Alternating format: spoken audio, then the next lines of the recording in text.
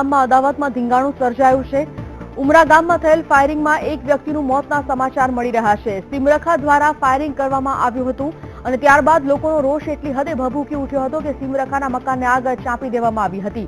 જો કે આ ફાયરિંગમાં એક વ્યક્તિનું મોત થયું છે। પોલીસે કાયદેસરની કાર્યવાહી આ સમગ્ર દિશામાં હાથ ધરી છે।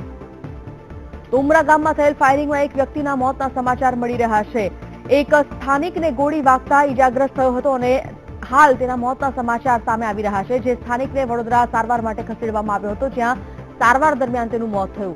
જો કે ગામ લોકો એટલા ઉશ્કેરાયેલા હતા કે ગામ લોકોએ સિમરખાના મકાનને પણ આગ ચાંપી દીધી હતી। પોલીસે આ બાબતે કાયદેસરની કાર્યવાહી હાથ ધરી છે।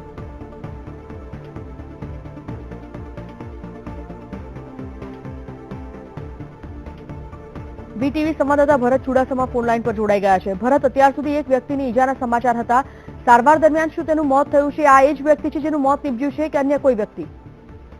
જી, ચોક્કસથી જણાવી દો સંજીવની, ગત રોજ મોડી રાત્રે આ ફાયરિંગની ઘટના જંબુસરના ઉમરા ગામે બની હતી અને તેમાં એક સિમરખાએ ફાયરિંગ કર્યું હતું અને ગામના રહીશને ઈજા પહોંચી હતી। તેને તાત્કાલિક સારવાર અર્થે વડોદરા ખસેડાયા હતા, પરંતુ મોડી રાત્રે સારવાર દરમિયાન તેનું મોત નીપજ્યું છે।